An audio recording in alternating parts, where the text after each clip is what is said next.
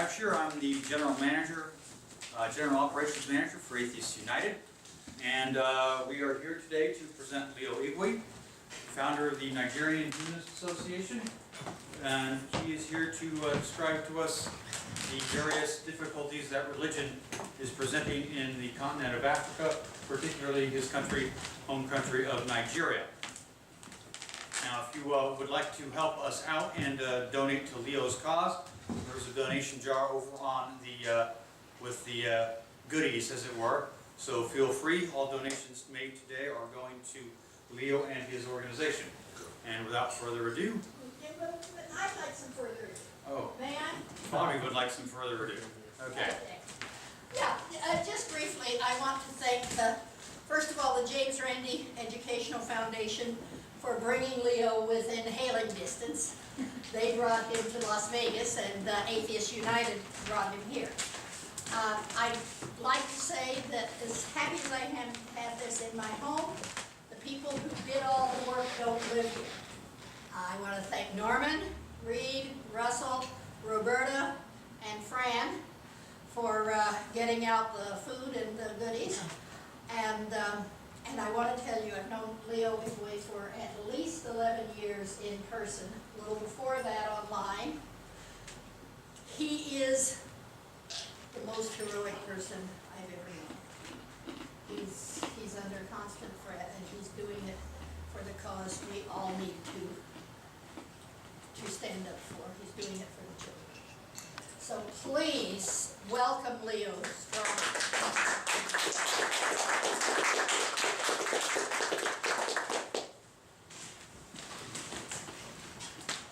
Thank you, Bobby, and thank you, friends at Atheists United, for inviting me once again. For me, it's always a great honor to be with you and to have the opportunity to share with you my thoughts and ideas. Last year, I discussed the work we're doing in Nigeria and in other parts of the continent, and the progress we've made, we've recorded, despite so many challenges. And today I'm going to discuss one of those challenges. And the challenge of atheism in the campaign against witchcraft accusation. The challenge I face as an atheist, if you say you are an atheist, or if you subscribe to the atheist perspective, there are challenges. Friends, if you are an atheist and you are involved in the campaign against witchcraft accusation in Africa, you are open against so many odds, so many difficulties, because of what I call the atheist baggage. Going by the religious polls and statistics, atheism appears to have no significant place in African discourse. That's what they tell us. It is such a problematic issue in both the activist circle, among actors in the field who tried to bring about change, as well as in the academic forum of students and scholars who try to understand, explain, and describe the phenomenon of religion or God.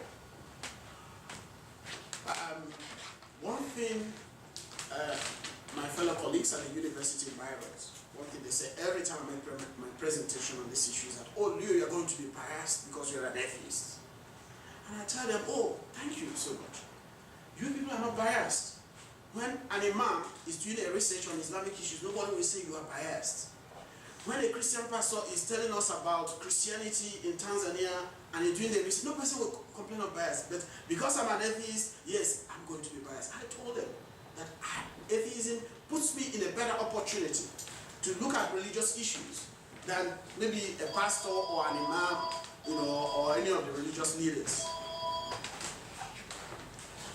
So it's just a problematic issue, even within the academia. For many people around the world, particularly in Africa, atheism is a taboo word. You don't mention it. A lot of time people will call me, they'll tell me, yes, we know you're an atheist, but why publicize that? Why go open? Why say it publicly? They prefer that if you're an atheist, just keep quiet. Keep it to yourself. A journalist interviewed me, he said, why can't you keep your atheism to yourself? I said, why can't you also keep your religion to yourself? Yes. So there's this tendency that because you're an atheist, keep it to yourself. So atheism is bashed, demonized, immoralized, denounced over the centuries by religious and theistic establishments. Atheistic perspective is viewed with suspicion and mistrust, even when it is the most compelling and common sense case to make, even when it is the most conscionable path to tread. And that's it. We can see the dilemma when it comes to this issue of witchcraft accusation. Nobody puts it better than the psalmist who says, "The fool has said in his heart, there is no God." Friends, I can't tell you here how many times people have quoted this for me. And they will say it openly and they will laugh. Yeah, but if I try to say, "Oh, the fool has said in his heart, Muhammad is the messenger of Allah," then people think, yeah, you're offending people. So that's a kind of challenge we face. Atheism is portrayed as lacking moral credibility, fiber, and force. It is presented as an intellectually arrogant position, that's the irony here, to adopt, even when the theistic perspective resonates with intellectual honesty, open-mindedness, and humility. Now, I keep telling people, yes, like now I was making a presentation in the UK, and I told them, I asked them, "Is there God?" They said, "Yes." "Is God in this hall?" They said, "Yes." I said, "Where? Where? If we are distributing drinks like glasses, do you keep a special one for God? In what way, as we are doing this, do you say, 'Oh, because God is here, let's do this'? No seat for him or her or whatever, no drink, nothing, no column when people are registering."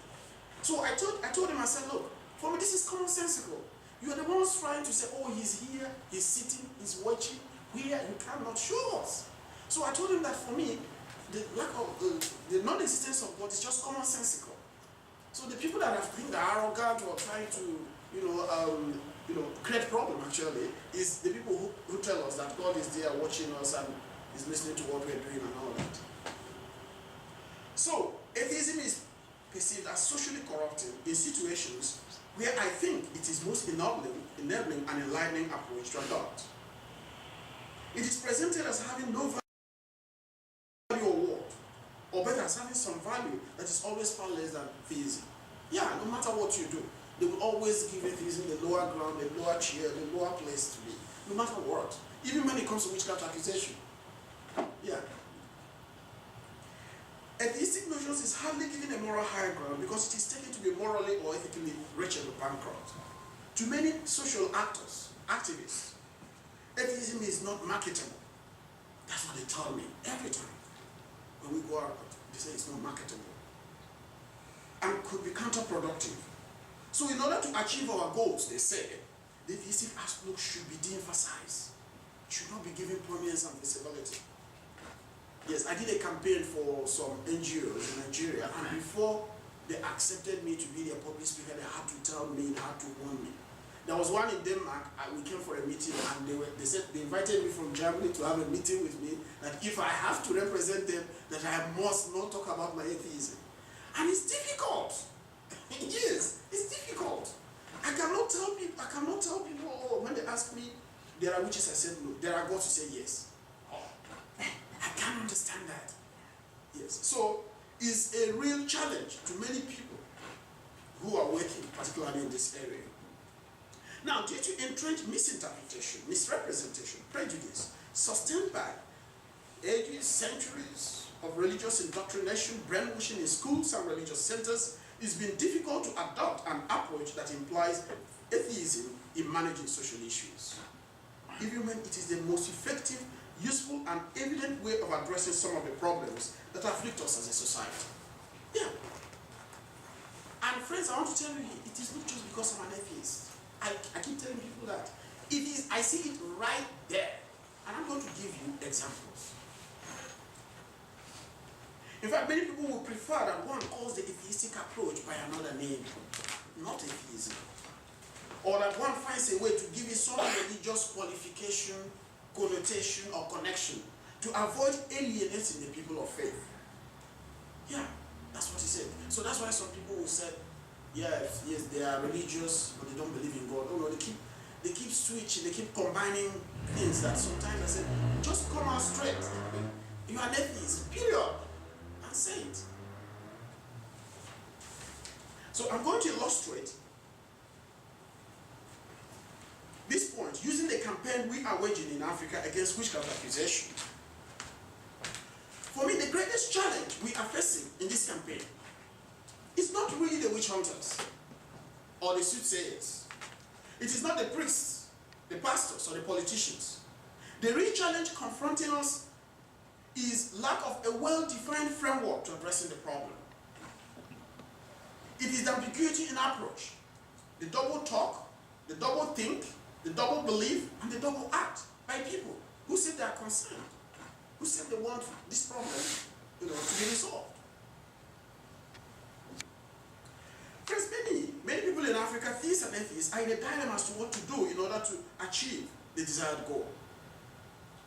As in the case of evolution, most people do not want to adopt a position that implies atheism.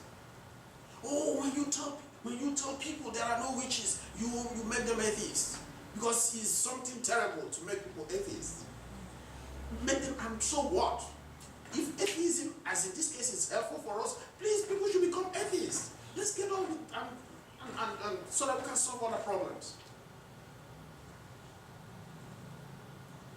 So, people don't want a position that questions the existence of God, or that implies some kind of criticism or skepticism about God's existence.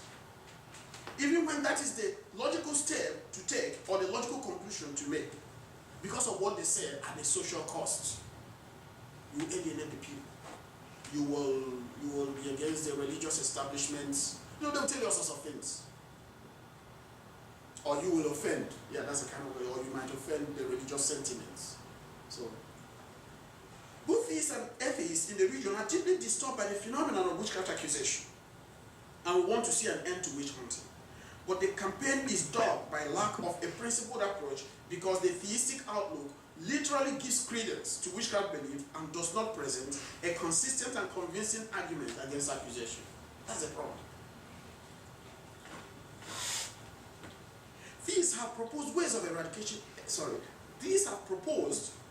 eradicating the phenomenon of witchcraft accusation. And you know one of them? By prayers. I have been to a workshop where they recommended prayers as a way to address witchcraft accusation. I told them, remove my name. Don't put my name as one of the participants in this conference. I told them, I will not be part of this. Praying to who? To do what? You need to pray to the person to come and do it, right? The person is standing by waiting for prayers. I mean, of course, when you say it, people will feel worried, they're annoyed, they're angry, and all that. But practically, how can you say that you make that as a recommendation in a workshop? Another way is casting away the demon from the possessed. People have said this, and they have recommended this when we go for workshops. What are you casting away? What is it? From who? And when you cast it away, you put it where? In the pigs? And they'll go and get drowned in the stream or something. Anyway, friend, this is a kind of tackling witch hunting with witch hunting. In many churches and mosques in Africa, witchcraft accusation has assumed a new form, a new dimension, accusation of demon or jinn possession. Yeah. I met some Muslims in the north of Ghana where I'm doing my research, and they told me, yes, that they don't believe in witchcraft, but there is jinn. But I have a Christian background, so much of the Islamic nonsense, or what I call it, I don't know. I said, what is jinn? And where is it? They said there's something like jinn. Maybe some kind of evil spirit, maybe some Islamic evil spirit or something like that. So, amongst Muslims, you hear them talking about jinn, and Christians are talking about evil spirit. And what is the difference? Evil spirit, jinn, witches, wizards, principalities and power. What's the difference? No difference. So they're not making a difference in the campaign. That's a problem. They move 2 steps forward and 2 steps backward. So we're still where we are. They just keep replacing one evil with another. That's the challenge we're facing. And that is the problem I have working with them. I tell them that. That's my problem I have. Because they don't have a consistent and principled approach. As NGOs, these prefer taking care of victims of accusation. That's what they said. Okay, respect the rights of alleged witches. I said, why? Yes, they are human beings. What else? they don't want to get into the next step. And I'm going to come to that. They prefer extending humanitarian assistance to victims in the camps. Oh, go and take care of the women, buy them some swords, tablets of soap, give them clothing, and they will take photographs. They're taking care of the witches, NGOs, and all that and all that. What is that a problem?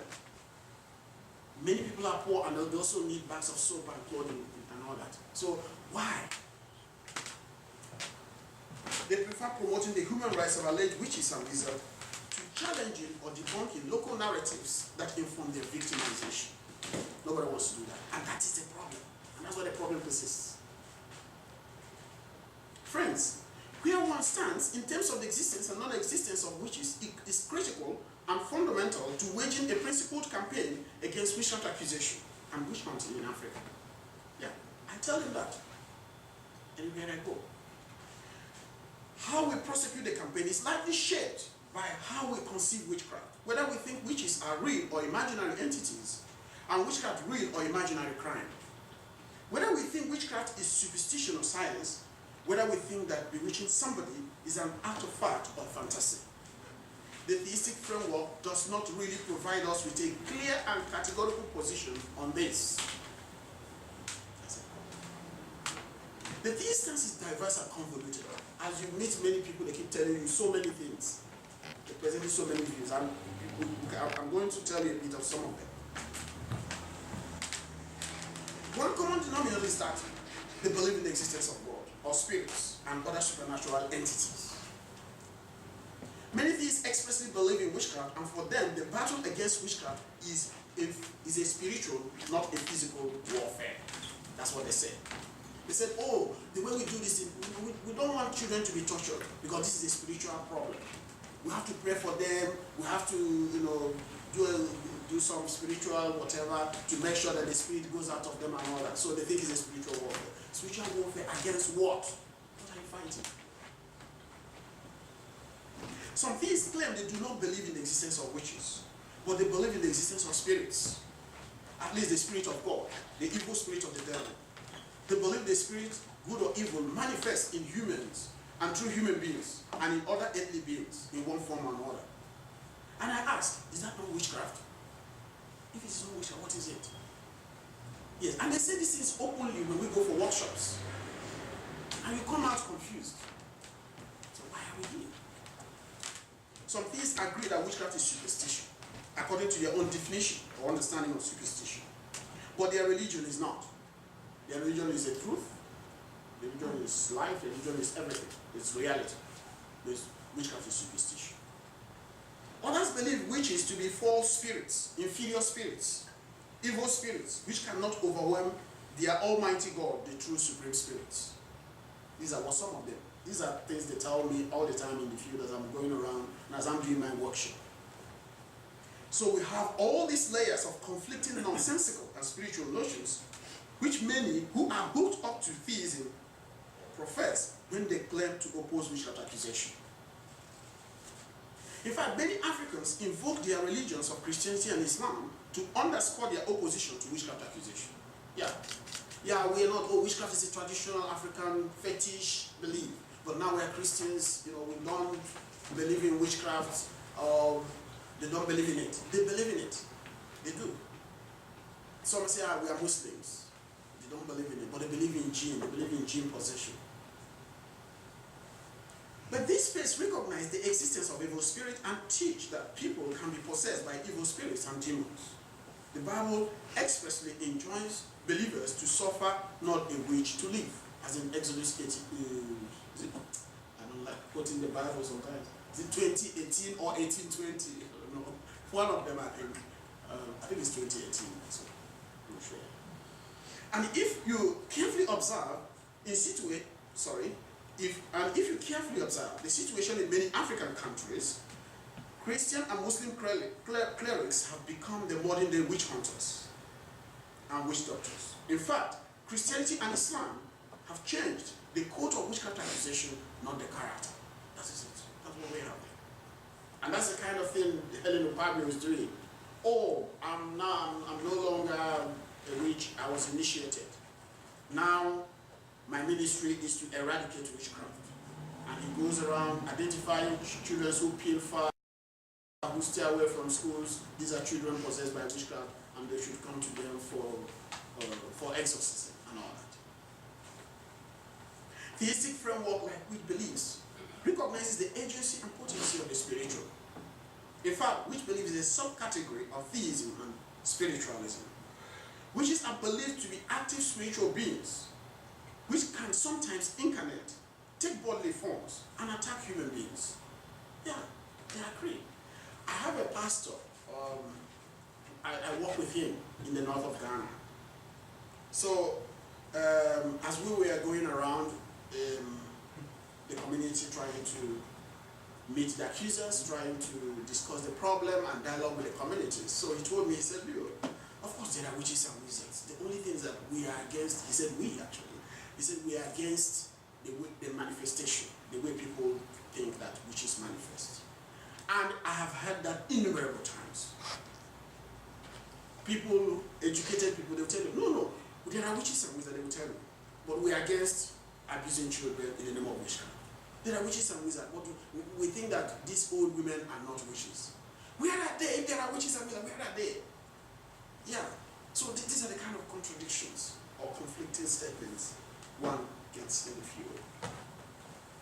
So many theists are active in Malawi, where witchcraft accusation is partly driven by the confessions of children who claim to have been kidnapped and taken by adults in witch plains to graves and forests where they are initiated.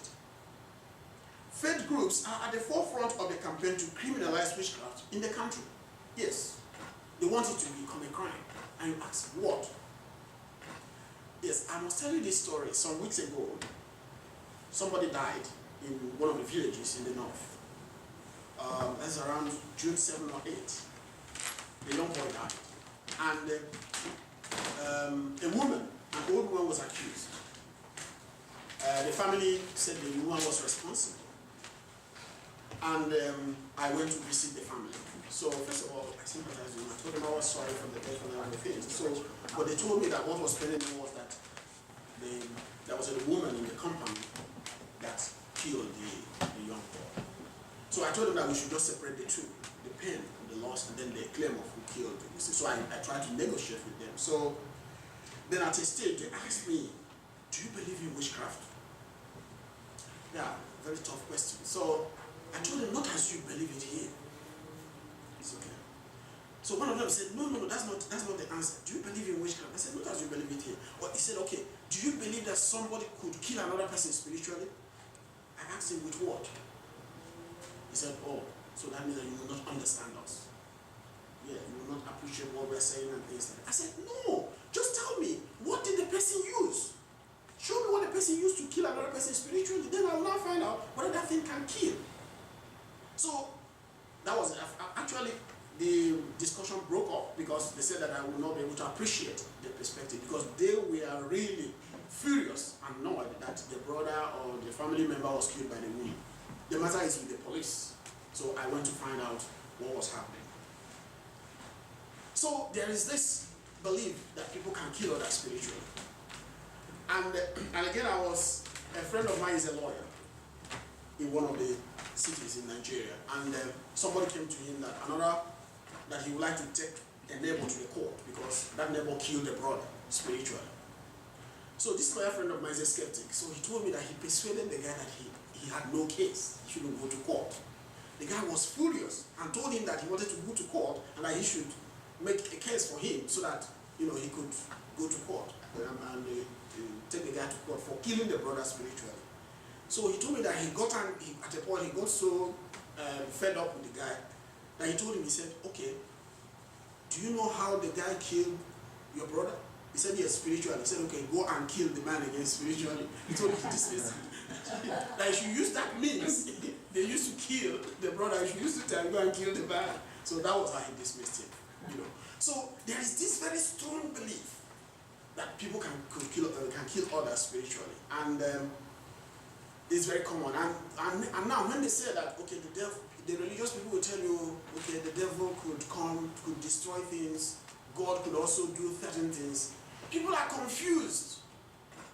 Friends, I want to tell you, literally, the Christians and Muslims, what are doing now is confusing Africans. And they are confusing and they are complicating our ability to get this, to push this campaign forward, to make substantial progress. Because people are confused. Now, I attended a workshop, and a Christian High Court judge said at a seminar on child witchcraft that he didn't believe children could be witches, but that he believed that they were witches and wizards. I've made reference to this before. Some say that witchcraft powers are satanic powers. That's what they tell us. Whether satanic or godly, this means that witchcraft powers exist in the first place. So, all these tongue-in-the-cheek declarations are all clear indication of what I call crisis of faith, crisis of reason, and crisis of conscience among faiths. And I told them, let me use this word, they shouldn't affect our campaign, they shouldn't affect it with their crisis, they should manage their crisis on their own. But they will of course bring it on board and keep confusing people and keep complicating our efforts.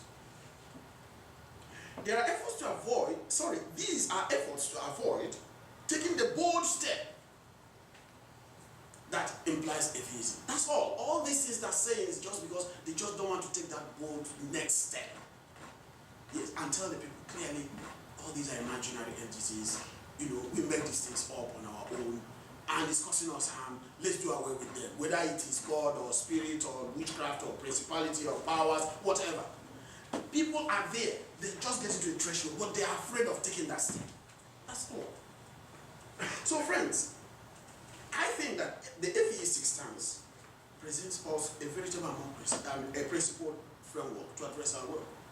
And that's why I'm so happy, I'm so confident to do it. I'll tell you a story at the end of my presentation.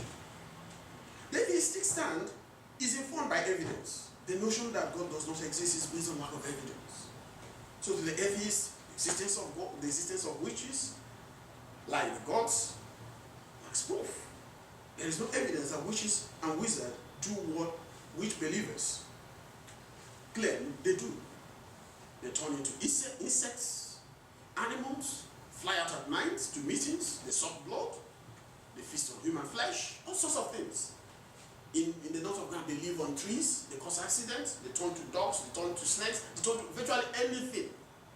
And you ask them, they will tell me, oh, people could turn to snakes or goats. I said, how do you differentiate a witch that turned to a goat and the other goat they slaughter every day and eat in the restaurant? I told them, how are you sure you're not eating a human being if human beings can turn to goats and all that? So, and how are you sure? We go to the restaurants and you order for food and they give you goat meat. Don't you fear sometimes that you might be eating a human being who turned to a goat? And maybe before the person turns back, they slaughter the goat. They don't take this thing far, they just say it. People can turn to goats. One instance, and they leave it there. But I also want to take them further than that. So, going by the atheistic framework, there is no moral justification for accusation. In fact, witchcraft accusation is false accusation. Witchcraft is superstition and a claim forged out of fear and ignorance. So witchcraft accusation is informed by mistaken assumptions and imputation, by a gap or a disconnect between the name and the deed. And these are what we are pointing out. And that's the only way we can address it, by pointing out those disconnects. Like now, in the north of Ghana, if you're sick and you dream of somebody, they say that person is responsible for the sickness. And I tell them, I've dreamed of so many people. When I'm sick, when I'm healthy. What's the connection? You see somebody in your dream. What is the connection? For them, there's a strong connection. And the person could be killed. If maybe the person eventually dies, the sick person eventually dies. Now, I'm going to highlight some of this problem with 2 or 3 cases I'm investigating in the north. Now, this is a case of Memunati. Now, friends, Memunati is not an atheist. Because I keep telling people, the work we are doing in Africa is not that, oh, we are doing it, for atheists, for atheism and all that. I keep telling people, what we are doing, in quote, is for humanists, for everybody. Now, Memunati, this is where Memunati is living right now. This is a makeshift hut erected for her because she was driven out of her home. She was accused in December of killing the daughter. The daughter was sick for a long period. And there are few hospitals. So if you are sick, you stay at home till the sickness is at the point of killing you. Then you look for somebody who's, you have to make a confession and the person will be picked out and all that. So that's almost what is going on there. So she was tried and confirmed at a local shrine by a small boy around 37 years. I went to see him. I have this video here. So he was the one that confirmed her to be responsible for the illness. They attacked her, beat her up, and drove her out of the village. This is where she's living now. She has children, she has a family.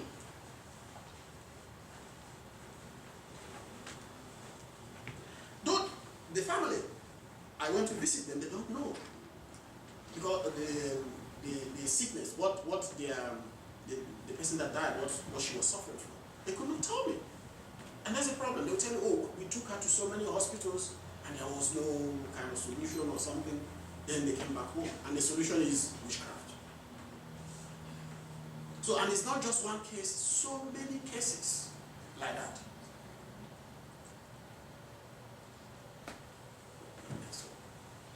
Now, the guy just that should be by my right, yeah. That's the guy that tested Luminati. That is the owner of the shrine. This is the assistant. They tested and confirmed her to be a witch. I went to the shrine. Yeah, because there I have many of my guys they have a problem because they're always afraid of going to these places. I told them nothing is there. This is just a decoration. For me, there's no difference between that place and where we are now. You just put up certain things and you make incantation around it to scare people away and make think that something is there. I told them nothing was there. So I went. That's actually the gauze. The gauze are the thing behind me. The broom they used to test is the one I'm holding. Because he gave it to me, I took it. In the north of Ghana, you won't hold it because they think that when you hold it, you fall down. I said, you will not fall. I said, that guy I'm older than him. So he's holding the broom, he's not falling. Why should I fall?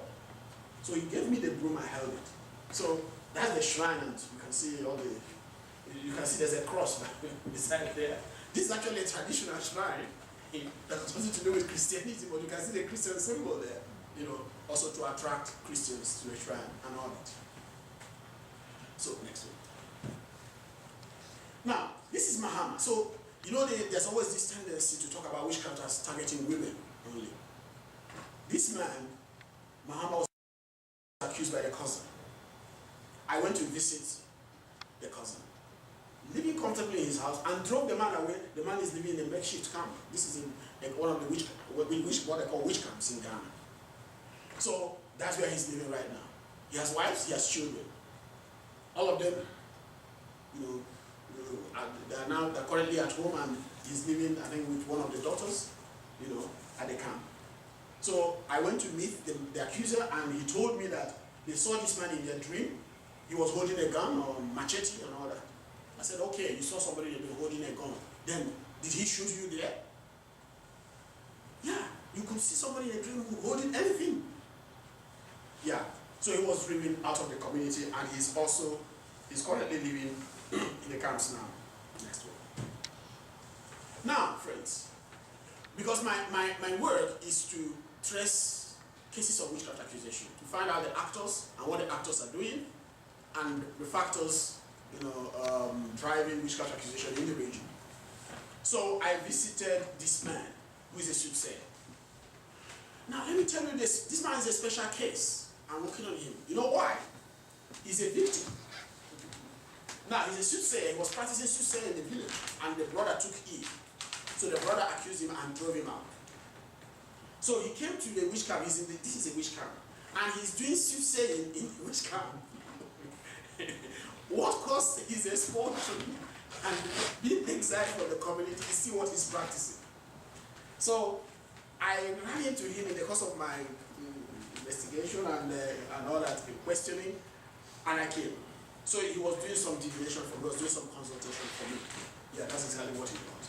Now, look at what he's doing. He throws this in on the ground. This is dry color now, cowries, and he looks at them, and apparently, he said the gods speak to him. That's what he told me. If he looks at these cowries and all that. I bought my own cowries, and I have my own dry color nuts in my bag and all that. So more on that later. So that is it. So that's what he's doing at the camps. And people believe them a lot. And if after doing this, they will pretend to be serious. And this is after they have taken, some glasses of local gin, very strong. Yes, they call it hypertension. It's the local one they prepare, very strong. They will take it and they will, they'll be very drunk, and they'll be talking all sorts of things, and they will say yes, that the gods were talking to them. So he took some even before I started my company. We started the consultation. Next. Now this is another soothsayer I visited. Now you can see, if you look at that very well, you can see some white stuff. That's also some cowries, piece of stick and all that. Now he will look at those things and he will talk to me. Of course he told me that, they told him that I was going to camp, Well, I was very careful questioning them. I lied to virtually all of them, and they were all doing soothsayer along the lines. Like now when I came, they told me, your father is a chief. I said yes. But there are always chiefs. Rich people always become chiefs. So it's easy to, when you see somebody who looks somebody, say, your father is a chief. I said yes. He said, okay, he has to do this, he has to do that. So he started doing the soothsaying along the lines. So that was what I did. And when I come out, my guys will ask me, he said, how did they know your father was a chief? I said, my father is not a chief. They will be very shocked. Because they think that when they ask you, you should tell them the truth. Don't tell them the truth. Tell lies to them. Let the gods now rebuke you and say, come, you're telling lies. They don't. So I went to him. So he was doing some consultation for me and all that. So these are things people do.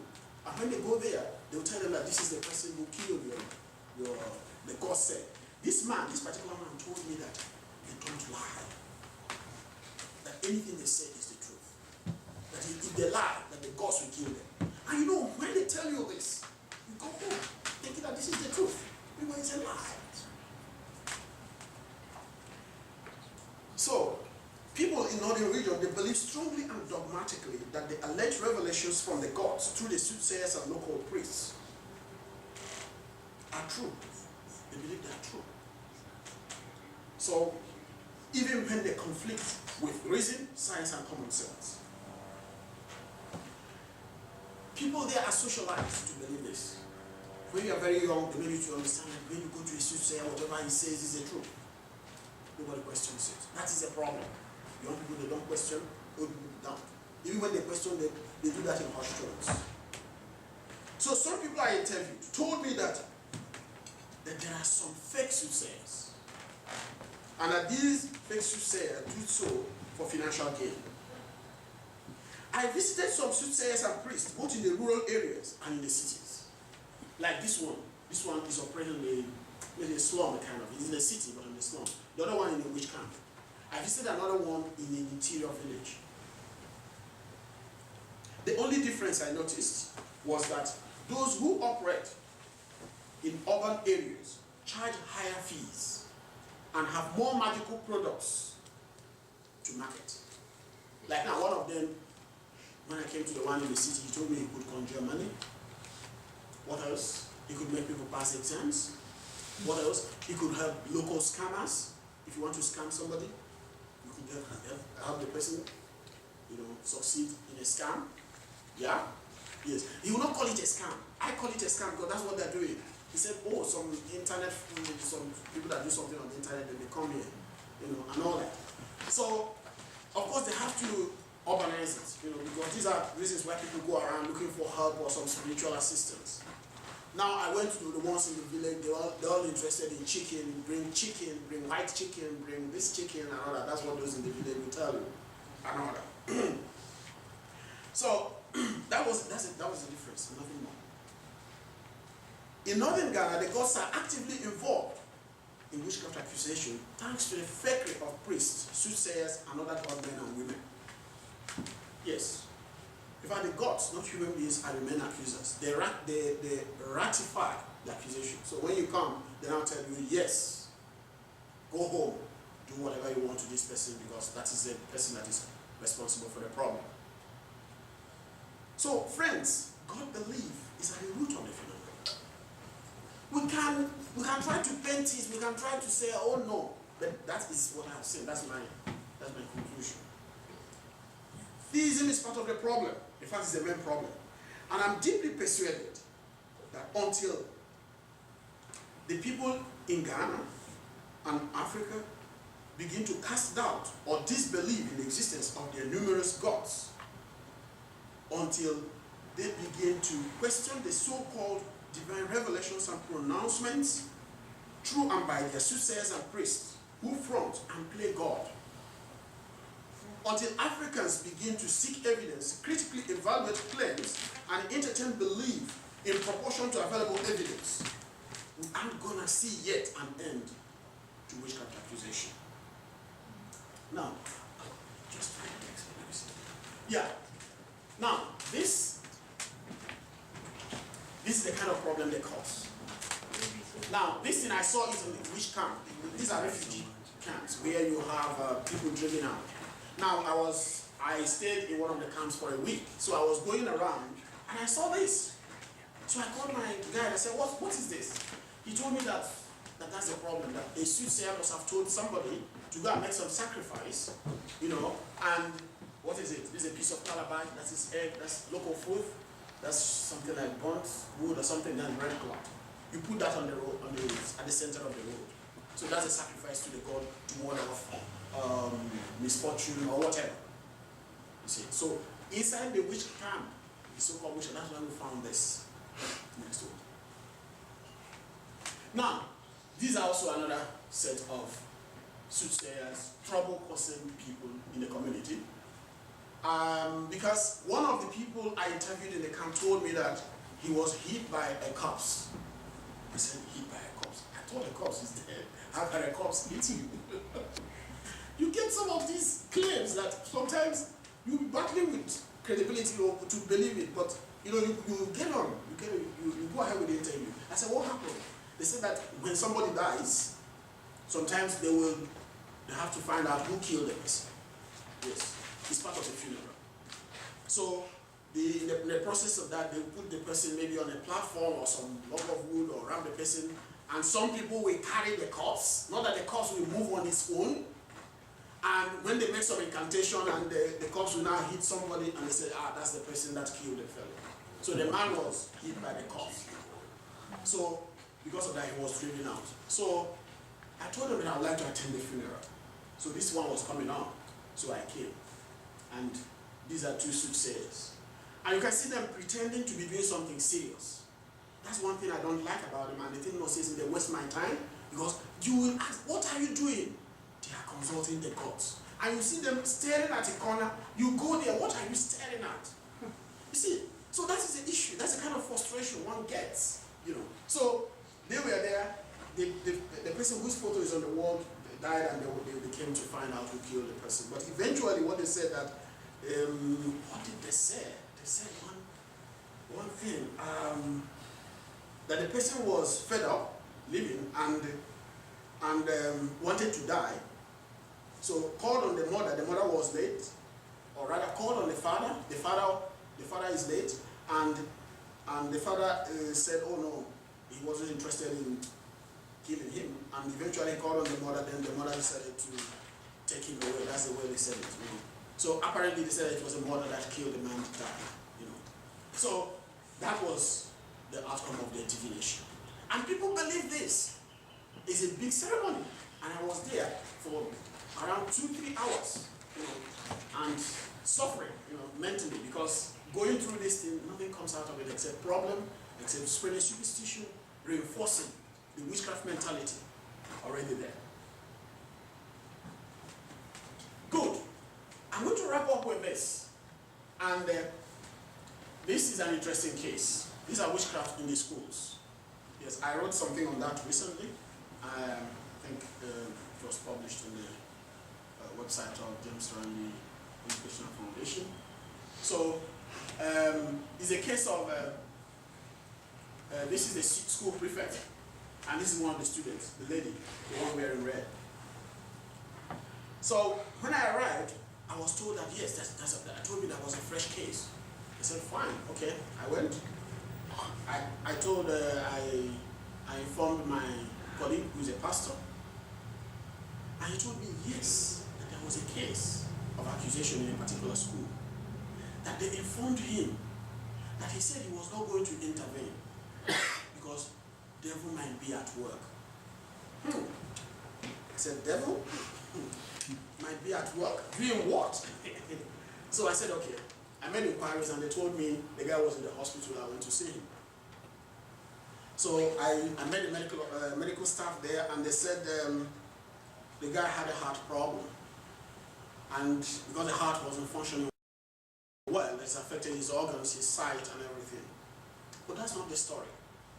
The story was that in December, this school prefect punished this girl.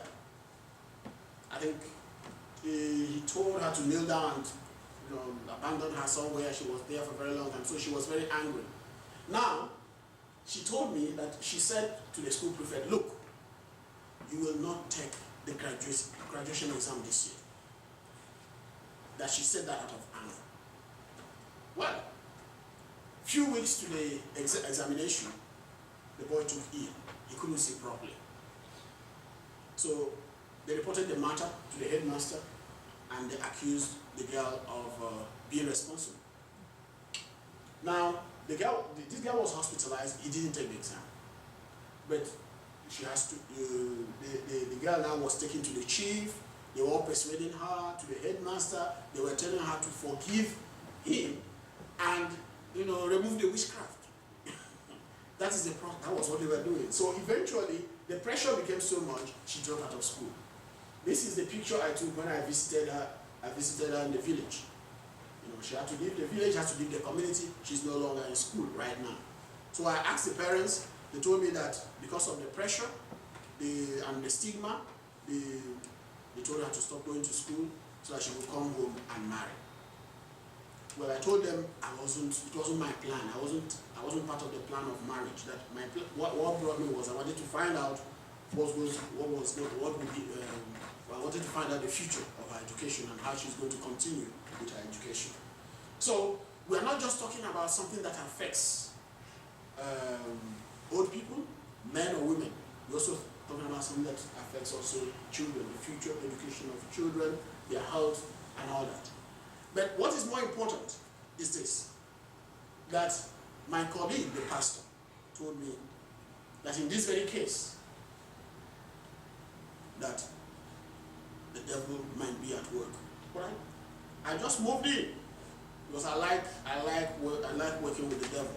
So I moved in, and the next slide. You see it. I had to meet the two families. These are two that are quarreling. They don't want to see eye to eye. In fact, if I went to this family, they said they could not take me to this. And when I went there, they didn't want to see these people. But I went to two of them. You know why? Because I think the devil is not at work. Ignorance is at work. Superstition is at work. Theistic nonsense is at work. Thank you.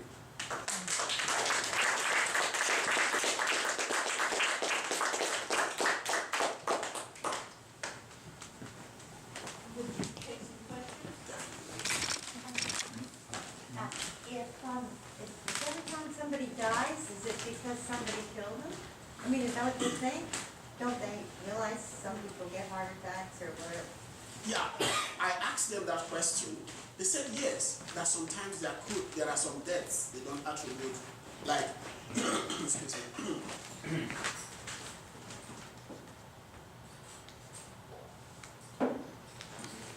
Like when somebody is very old, thereabout. Yeah. But that's when somebody dies suddenly, or a young person, and that when some people think that there is a hand in the death of in the family, when they think there is a hand. These are local expressions, Having a hand means that something not outside the ordinary is responsible. So that is when they have to move to get these soothsayers. And it's common that whenever somebody dies, people must suspect some foul play, as they say. Yeah. I didn't quite get the witch camp. I didn't quite get what that is. Okay. The witch camps. Yes, is it a place? Okay, now. Did the government establish? No, Or no. or the people who think that if there are witches establish these places? Or? Yes, yes. What happened was that, yes, from what they told me, and which is also the same thing in other places, people who are accused of witchcraft are killed. Because witchcraft is a capital offense. This is an offense, it's a heinous crime. It's believed to be a heinous crime. Yes. In other words, if you are told to be a witch, it means that you are dangerous, you are a murderer, you are a killer, so the punishment is death.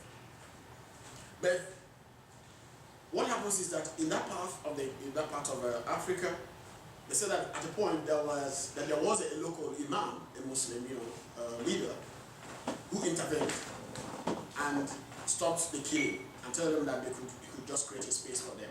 So he intervened and rescued the woman, and the woman was kept maybe at a place within the compound and all that. And so what happens is that people now start running to the imam, and whenever there is accusation, people leave, and the camps now start spreading. So we're not talking about one camp now. I think that we have 7 of them right now. So if maybe there's a case of accusation, people now say, oh, I'll go there. Like some of them, they come there voluntarily. Maybe they accuse them, they don't want to risk their life. They will just pack their things and go to these places. So when they get there, what they do now, there's a local priest again that will take them through the cleansing. They will test them. They will use chicken to test them. And if the chicken falls, I don't know how to say, it facing the sky, if they slaughter the chicken, it falls facing the sky, then we now know, that the person is, I think, is innocent. But if the chicken falls facing the ground, they say the person is guilty and all that. Then what happens in the camp is that when they conduct this test, they will now do what they call witch cleansing. They have to give the person something to remove the powers, to disable the witchcraft power. That's what happens in the camps before the person now settles there. So they will tell you that here, their witchcrafts are, they're not effective. Their witchcraft powers are not effective. So these places now are refugee centers. That's what they are. But they're not managed by the government. They're not even recognized by the UN. They're not supported in any form, except a few NGOs who come occasionally with bags of whatever, and take photographs and put signboards and things like that. And there's only 1 or 2 of them I know that are really making some difference in terms of taking care of them. So, so that's it. Just a couple of follow-up questions about that. First of all, the way you describe it, it sounds like the leper communities that used to exist in the past. How many people are in these witch camps? Are there a couple dozen people, or thousands? They vary. And are the people who end up staying there all their lives? And how do they get food? Yeah, that's a problem. That's the major problem. The thing is that we have 7 camps, and the numbers vary from 100 to 200 and more. Now, when they come there, they go into what I could call hired labor or slave labor. These are 2 things. Then begging. These are things. These are how they survive. So, like now, when you come there as a researcher, they'll be pestering you to give them this, give them money, and things like that. Even though they will tell us in the university that we should not give money to people we interview, but there are people after interviewing them, you even feel like giving them the money meant for your food the same day, because it will be too callous for you to just leave them that way. So some of them are begging, some are farming, because some of them are still strong. Yeah, so they go and farm for some people, they give them some food, and they survive on that. Yeah, so they're really living on the fringes. They're really living, their life there is precarious. The situation there, is really terrible. Yeah. Okay. Okay. Yes, You can manage that. Okay. Go Tom. There's a hand here. Okay, Tom, right here. Okay. Yes. It seems like there's kind of an amalgam or a hybrid between worldwide religions such as Christianity and Islam, kind of merged or blended with indigenous, witchcraft and superstition. Yeah. Is that more or less? Yeah, you see, the thing here is this: if we keep splitting this thing, I know that sometimes for academic purposes, that's sometimes the frustration I have in academia. They keep creating all these categories. Sometimes it's good to make explanation, but when you talk about worldwide religions, you talk about witchcraft. What is the difference? That's what I'm saying here now. What's the difference? Just that one is local and the other one is introduced from the exterior. Yeah, that's what I'm saying. That's what I'm saying. When we do it that way, you know, sometimes it looks like, oh, we're looking at sometimes different things. Yes. But yeah. okay. Yes, that's a thing. And because of that, you know, there's this space. Oh, can we listen to these people because they have a new message? But you listen to them, they're still saying the same thing. Yes. You see? So, and that is it. I understand what you're saying by worldwide religions. I understand that. Foreign religions. I understand that. One is Jesus religion. One is Muhammad religion. But what is the content? Same stuff. Yeah. What's the content?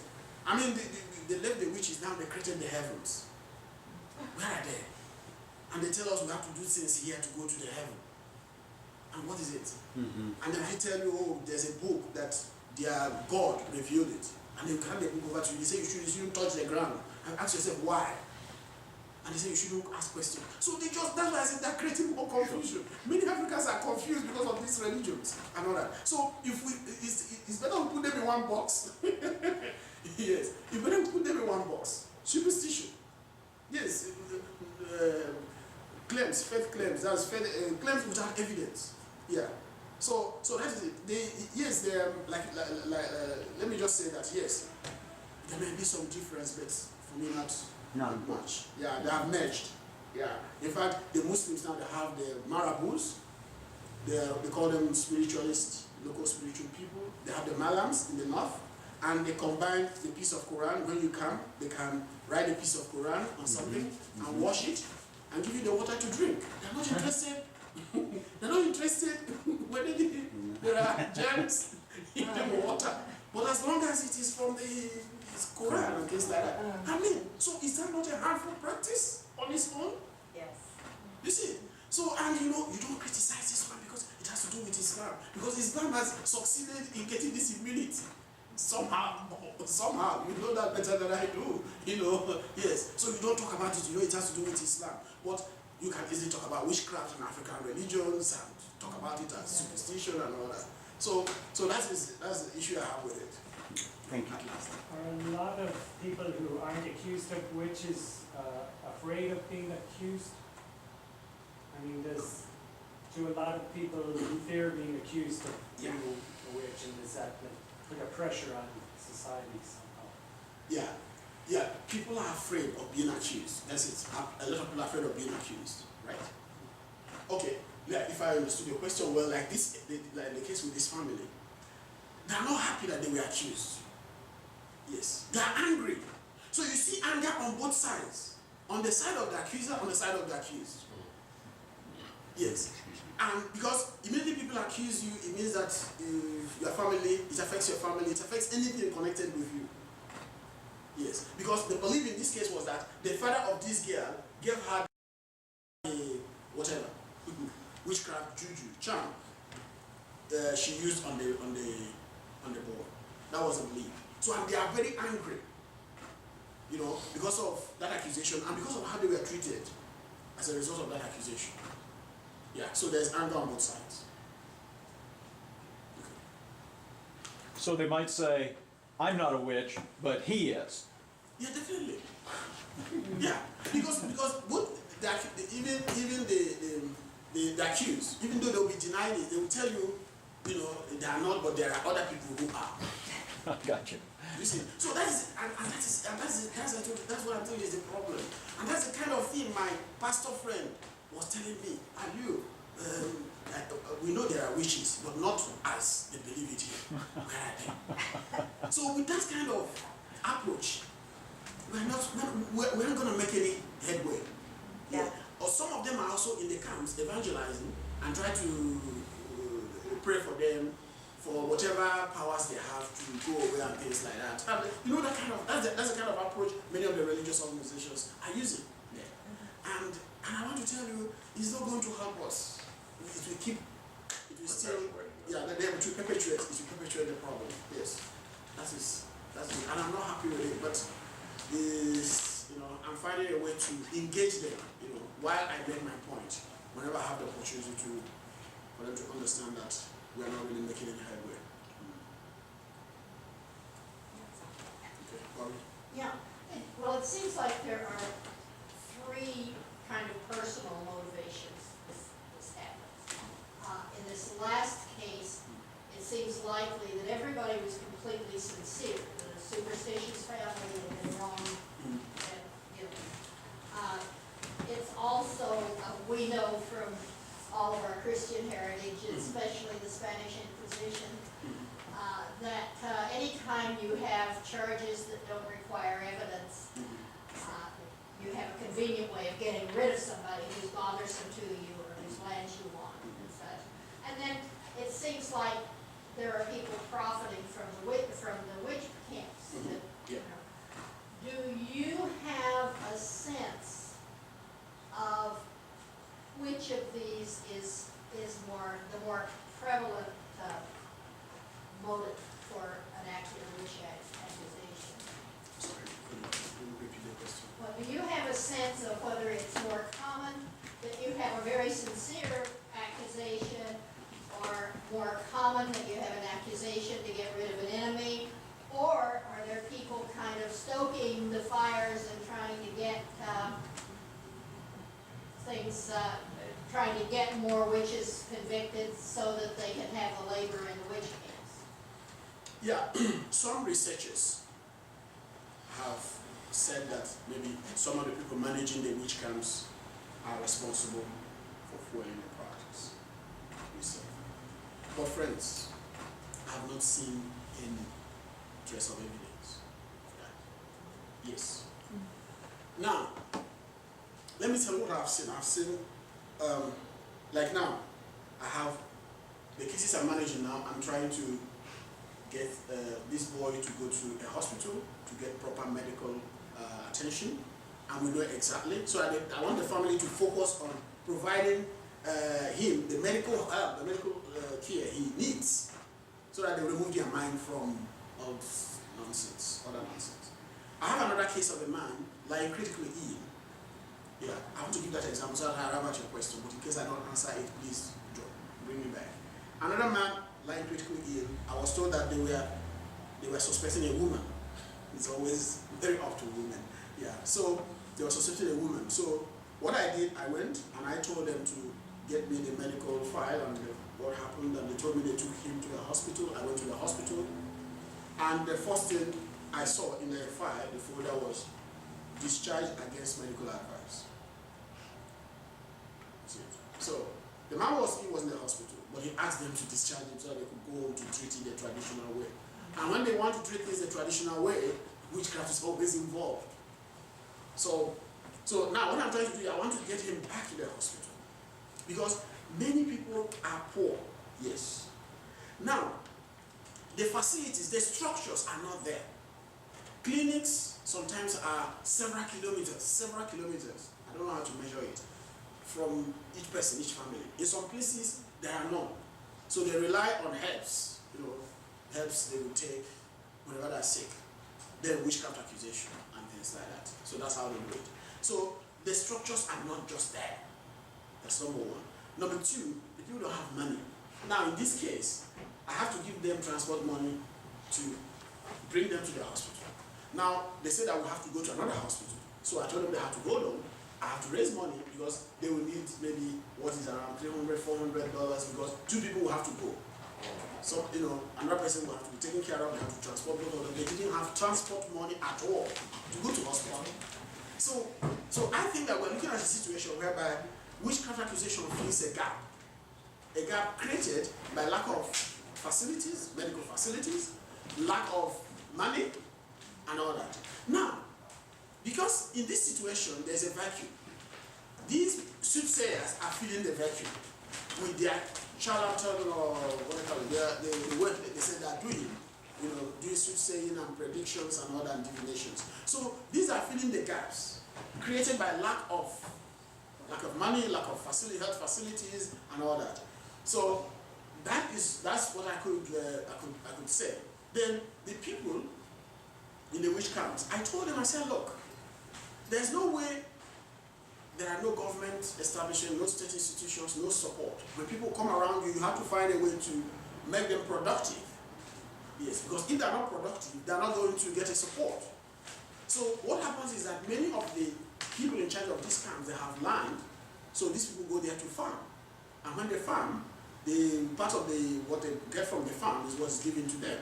So, and most of them I interviewed are happier living in these witch camps than, because there's no space again for them. Their family said they didn't want them. One of the women I interviewed, they put a nail on the leg. They used nail. They nailed her head, leg. They put nail across the leg and nailed it to the ground or to the tree. I don't know what they did. She showed me the whole place where they put the nail. So my views about the witch camps changed after I visited the whole places, and interviewed them. That is the only surviving space these people have. Every other space you can't predict, and for me, it's better for them to remain in the camp than they go back to their homes. Like now, one of them, Mahama, the farmer, the cousin was fuming when I went to see him. He was fuming. He was saying that that what he wanted to, the next thing he would like to hear was the funeral, the death of the man. That he was not ready to see the man face to face. What has the man done? Nothing. You saw him in a dream. Some people died in your family. You said he was responsible. That was all. So without the witch camps, I think that most of the people we're talking about will be dead. And if you ask me to choose, being in the witch camp and maybe some people say being exploited or allowing these people to die, I think I would choose the first one. I don't know about you, but that's what I would choose. So, but what happens I have gone there is that these people are trying to find a way to make them, useful, kind of productive. So they send them to their farms, they farm for them, and they give them money. And many of them are happier there because they are alive than taking them back to their home. That is why the reintegration process is a very big task. Yes, and that is what I want to do. Because I told them, if we keep taking care of the camps, we keep multiplying them.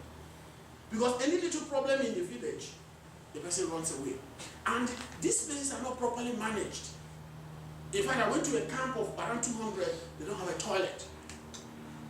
Yes. I mean, I live in one of the camps.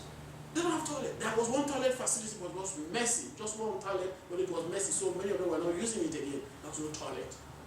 You see? So these are terrible places. But these people will tell you they were happier living there than they would be at home. So that is the situation. So that is, I don't know whether you got my... To follow up, I know you've been falsely accused of crimes to get you out of the way. Yeah. And didn't get very far except to inconvenience you a lot. But I'm curious, do you fear being accused of witchcraft? Do I fear? The fact there is that you could be suspected. Yes, you could be suspected, but suspicion and accusation, there is a way to go, an open accusation. Because when you are getting associated with people like that, they will be suspected that there's something you have, But sometimes it takes somebody maybe being on the weaker side or somebody being on the powerful side for you. There's always a power relation in accusation. Yes. Like now, the person accusing here, the lady is a student. This is the senior prefect of the school. So that was how it was effective. But if you know in schools, the people that actually should be accused are these people because they are the ones sometimes punishing, doing something to people and saying something like that. Get out there, you're an idiot. Get out there, you're a fool and all that. So saying certain things. But because of the power relation, it was effective. Yeah. So the thing is that for me, people might make that suspicion and you can always take them out. But turning to an accusation that will, target me, I don't think so for now. I don't think. Are there any tests the accusers use to prove people are witches? Yeah, so many. We had one here and Like the broom thing. yes, our computer is not this thing. But I wanted to show you a particular video of one of the women. The woman I showed you where the Muslim woman, where she was tested. So they have these two tests. You have the broom test, and you have the fowl test. They use the chicken test. There are other tests. In fact, they had one they call the crocodile test, but they have stopped that one. There's a river where you have some crocodiles. So what they said they do before now is that yeah, somebody squeezing his face. So what they do before now is that if you are accused, they will throw you to the river. Yeah. So let me get it properly now. I think the person that the crocodile eats, that's the purity person, I think. Yeah, that's how they did it. Yeah. I'm not sure, but at the end of it all, what happens is that, you know, somebody gets eaten up or what, or gets drowned, you know, in the river and all that. But they said they had stopped that. That was what was happening before now. And, but right now, most time they do the chicken test. You know, that's what they do right now. Initially, they were doing the crocodile test. So the chicken test, like I explained, is where the chicken falls when you slaughter the chicken. Then the broom test is like the local priest, not the soothsayer. The soothsayer does what, maybe you have a problem, you bring it to the soothsayer. The soothsayer will tell you, is this person. Then you now go and take the matter to the chief. Now the chief, they don't confirm accusation. The work of the chief is to refer the case to a priest. They have a priest, they have a traditional local priest. And that boy, that's what I call him, he's a boy, but they fear him a lot in the north of Ghana. So he's a priest. He's always drunk. Every time I meet him, he's drunk. You know, because he's he has these weird feelings and utterances he makes, and people think that that's how he used to communicate with the supernatural and all that. So the boy was the one now that tested. So they have the broom. Now, look at the trick. Most times the people they accuse are old people. Now, they would bring something like, I don't know what they call it, a mortar or so. It's a little staff. They use it in the kitchen in Nigeria, but they put it they put it at the center. And you know it's not very stable. When you sit on it and somebody pushes you, you could fall, you know. Now, the old people, they don't get young people like you who could just sit and put yourself strongly to the ground so that if anything moves you, you can't move. They just be fragile old women to sit on those very little things without a balance. On a stool. Yeah. Now, when they sit there, now they will do some incantations, jump around. I can do it. So you just do some incantations, then throw up the broom, then put the broom across their neck and pull it back. Now, if they pull it and the broom, you know, nothing happens and the two brooms separates, they said, oh, this person is innocent. It's not that it's not the priest or whoever did it. They said the gods said this person is innocent. So everybody now waits. This is the way they will now, all the accused people, you know, because when they go to the soothsayer will just tell them maybe the accused people or the accused person or the person who is responsible, they will not name all of them. Or when the person dreams, like in the case of Divination said they were 5, and they now brought out all of them. So they will now put the broom across the neck and pull it back.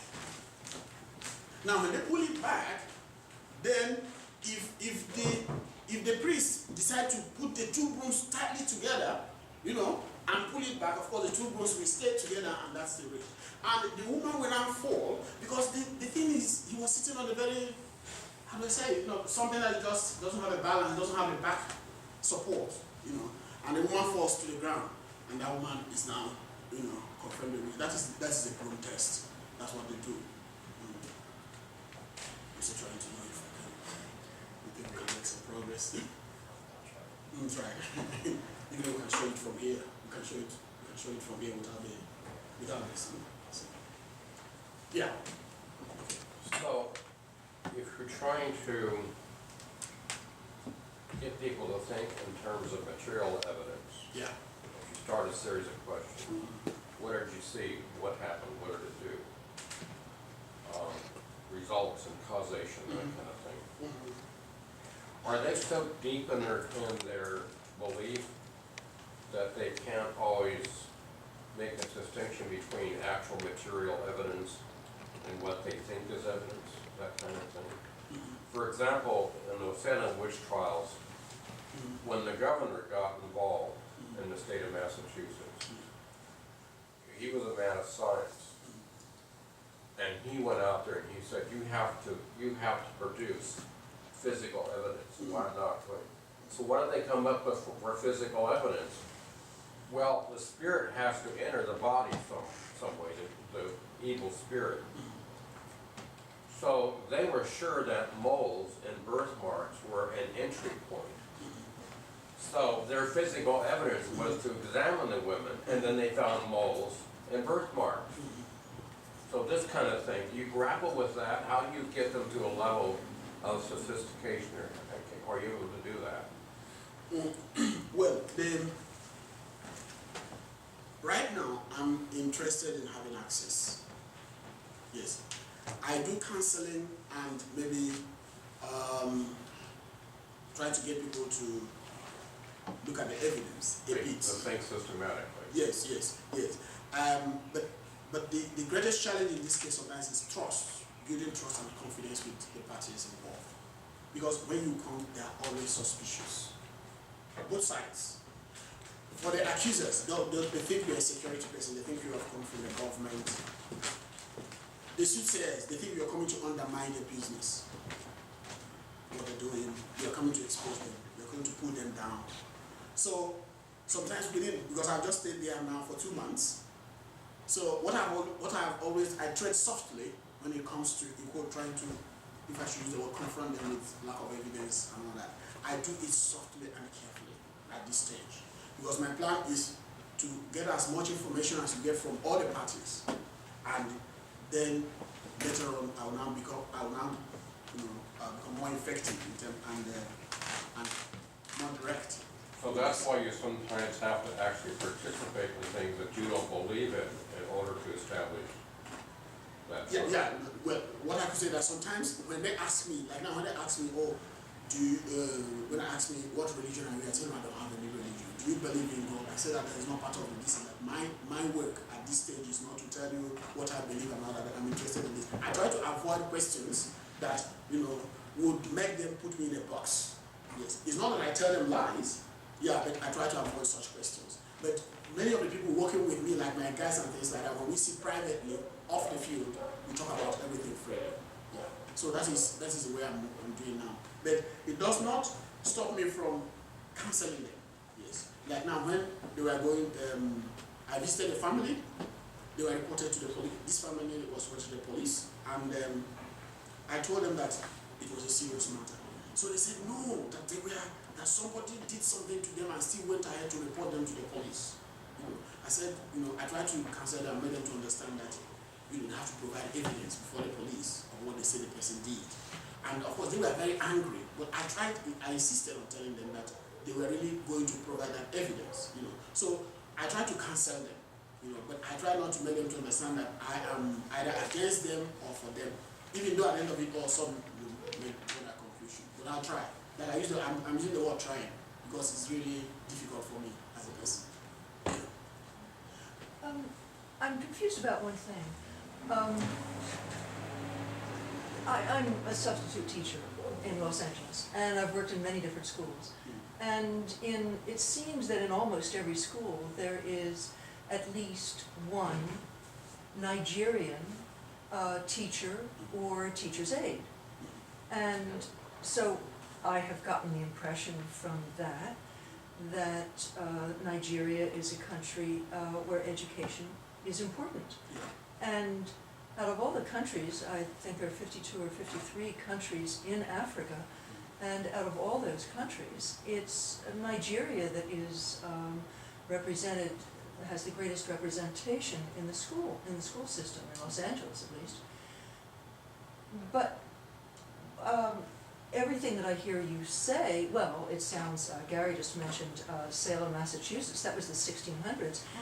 It sounds like Nigeria is where the United States was before it was the United States, in the 1600s. And so what is the educational level of most people in Nigeria? What is the educational system? Do most people, is a certain number of years of education required? Oh, and also, is this problem of witchcraft, are you dealing with that in Nigeria, and you said Ghana also, because that's the region of Africa that you are from? Or is witchcraft all over Africa, or is it just mostly Nigeria and Ghana? And what is the educational system in Yes, but Nigeria? permit me, I just want to get back, there was a question I asked and you didn't answer. Was a reaction to asking questions from material evidence. That was the question you asked me, yes. I think you asked it. Yes, you asked the question. I didn't respond to it. Oh, which question? What? Material evidence. reaction to, Do they understand, that was do it. they understand material evidence? Yeah. I just wrote it down, but I don't think I replied to it. Yes, then after that I get to our question.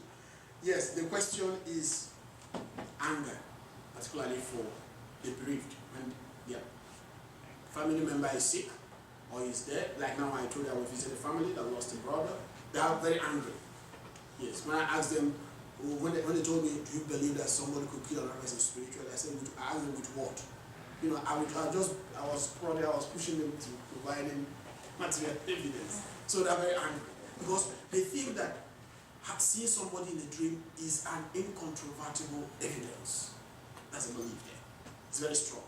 Then they will tell me, you are not from our tribe. You will not understand. That's the way they try to put you on. Or they say, you are white, or you are thinking like a white person, or you are Western, you have Western orientation. Because for them, you need a particular orientation. You need to be subsumed in their own way of thinking for you to appreciate what they call evidence. So the question there is now, we have to ask that, what constitutes evidence to these people? Yes, dream constitutes evidence, incontrovertible evidence that you saw somebody in a dream. Yes, and sometimes what the soothsayers say, these are people taking advantage, leveraging on the beliefs. You know, yes, what they say also seen as incontrovertible. Like now, those soothsayers who came around to divine who was responsible. Nobody will say, but are you sure? But that man had infection.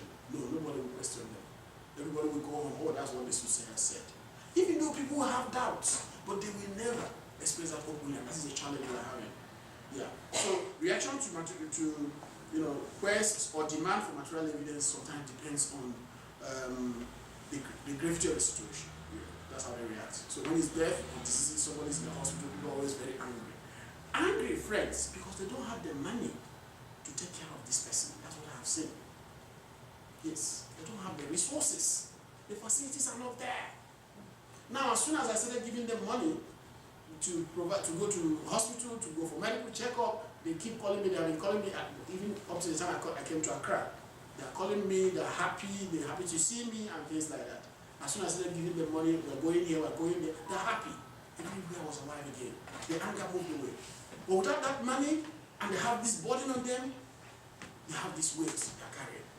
Yes, and that is where I think it's effective. But I have told people I don't have even the money myself to take care of all the sick people in Ghana who are accusing others of witchcraft. So it's better we tell them that they should go do away with the superstition, so that we know that this is a clear case. We have to go. The family will have to go and look for the money to take care of their sick brothers or sisters or parents.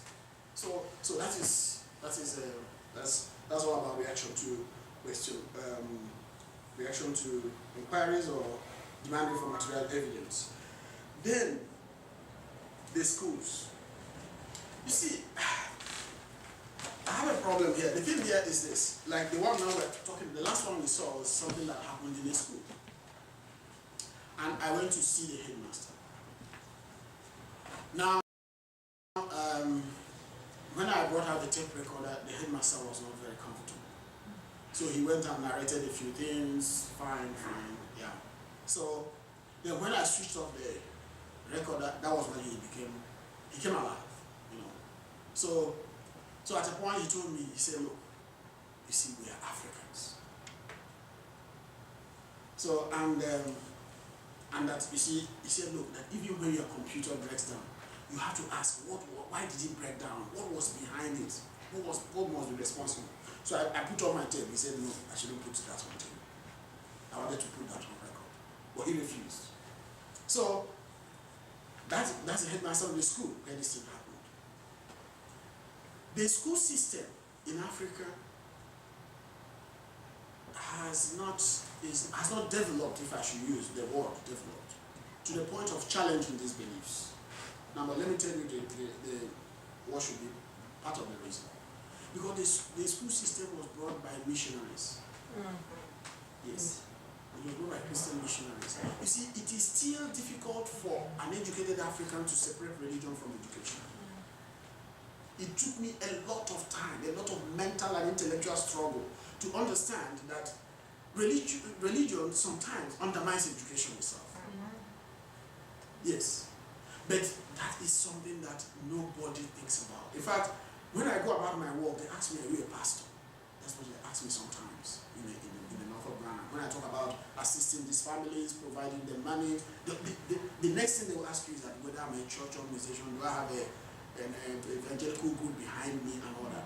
So charity or humanitarianism, charity and religion, education and religion, they are so fused in the mindset, in the mind of, and I understand that. Because, like I told you, it took me a lot of struggle intellectually to separate the two. So when it comes to witchcraft, so witchcraft is something that goes on. Or you see some teachers, even in schools, they talk about it and make you to understand that, look, yes, that you might learn this, but this is fact. They try to tell you that witchcraft is a fact. But the other one could be a classroom thing, something you learn in classroom. The teachers say that witchcraft is a fact. Yeah. What I'm saying is that you will hear your teachers make statements like this is a fact. Like my headmaster, or the headmaster I interviewed, was telling me, he said, Leo, look, we are Africans. And when they said that, it's like, we have to put aside some of these things they talk about. Let's think like equal to think like Africans. I don't know how Africans think actually. Yeah, but that's the kind of thing you get. So when people say that, they try to reinforce the witchcraft mentality. That's what they do. So the educational system in Africa doesn't challenge, doesn't respond to this problem at all. It reinforces it. And again, there is what they call the African science. African science. African science. Science in Africa, yeah. That's what they call African science. Now, when they talk about African science, they talk about witchcraft. And it may interest you to know that I was doing a master's program in a university, and I had this lecturer who was taking us on what they call philosophy of science. Now, they try to tell you that there was something like the African philosophy of science. That's what he wanted to say, or he wanted to teach us, or he taught us actually. So he told us that, look, that maybe the Western science, medical science, that they talk about orthopedic, when somebody's bone is broken, you take the person to hospital and all that, try to fix it and all that. But the African science is such that if somebody has a fracture, so what you do, you get a fowl. It must be a fowl, it wouldn't be a goat or a cow or something. So you get a fowl, you break the leg, and when that of the fowl, when it heals, your own will heal. What's the connection? The question, one thing that occurred to my head, what is the connection? Number one, you have two fractures now instead of one. Yeah. So that is it. And he was trying to tell us this in a philosophy of science class as a kind of African science. You see. So that is the kind of complications. And everybody took it. I didn't take it. I had a hard time with him because he was just spoiling my time, and I paid money to be there, not to listen to that nonsense. Yeah. This sounds like the Good News Club and Christianity sneaking into the public schools here, and they try to teach creationism as being science. Yes, it sounds kind of similar to that. Yeah. So that is why the school system, because actually our schools should be where these issues are critically discussed and debated, and where the Enlightenment values are inculcated. But no, I went to the classrooms. I spoke to some of the colleagues of the two students, and they believed strongly in witchcraft, and they believed in what the soothsayers were saying. So, and the teachers, in fact, they told me that if I succeeded in providing some medical help and if I succeeded in getting this guy back to school so I could take his exams, that they are going to put it on a news bulletin and paste it around the school and things like that, because their own information for them, their own view and their position is that this guy was bewitched, the boy was bewitched by the girl, period. So that's why the headmaster said that he would be very happy if at the end of it all, this guy's health, improves and he comes back to school healthy and takes his exam. That's the thing. And you know that simply if we get the proper medical help for this guy, he goes back to school and nothing more. But the headmaster is always thinking that yes, it's something that's going to be very, it's going to be a wonderful thing, for them to experience in the school. So that will tell you where the school system is when it comes to matters like this. And there's witchcraft then in other African countries. Yes. Central African Republic is a crime. They try them in law courts. In Cameroon, it is a crime. In Chad, in Ivory Coast, in Burkina Faso, they will have camps that as we have in Ghana. Yeah. So in Malawi, they tried to criminalize it, but they stopped. And many of them were in the prisons. They were jailed. There were over 50 women. When I went to Malawi in 2008, there were over 50 women. And we had a very small group, just a small group of, in fact, the first time we met, we were not up to 10. The next time, 30. But we later got a very effective, passionate campaigner, and who saw through the cracks. Because it's one thing to get someone who is passionate and committed and who sees through the crack. And he was able to get all these women released within 1 year. Just 1 year.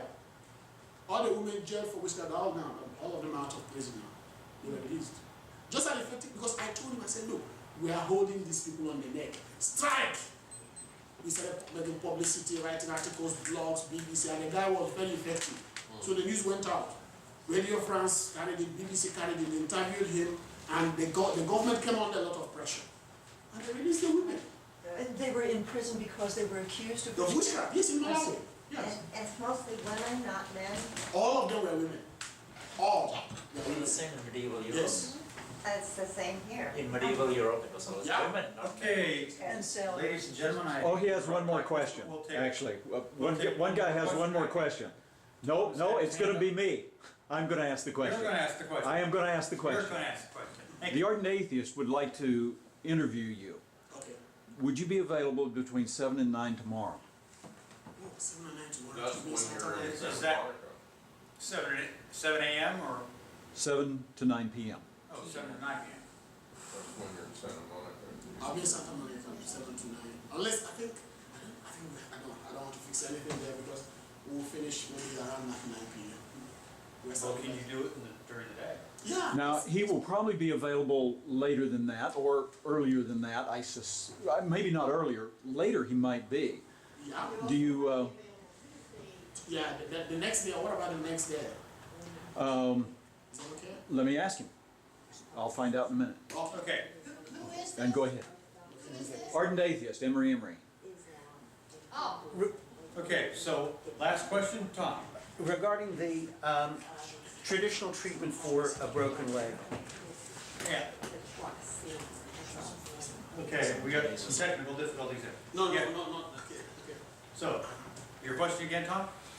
with regard to breaking the leg of a fowl as chicken to heal the break in a human, what is the reaction when the chicken's leg heals but the human's leg does not? Yeah, these are critical questions many people don't ask. Yeah. Yes. They don't ask these questions. Like now, like the soothsayers, they don't ask them questions because they don't believe they could lie. These things are taken to be truth or the truth or certain. So then there's some kind of wrinkle or some kind of trivial problem that allows the chicken to heal, or just nobody notices, nobody says anything, I guess, that the person has not healed even though the chicken's leg is broken. We are taught this in classroom, not that they brought out the chicken and they told us to watch. There was no observation, it's not scientific actually, that we are watching both. Somebody's leg broken. Like, we are just told that this is an African scientific principle, if I could say. According to that teacher, yes, because these things are not documented and taught. So, there's basically no objection when But people say things like this. nobody says anything when the chicken's leg heals and the guy's doesn't. Yeah, these are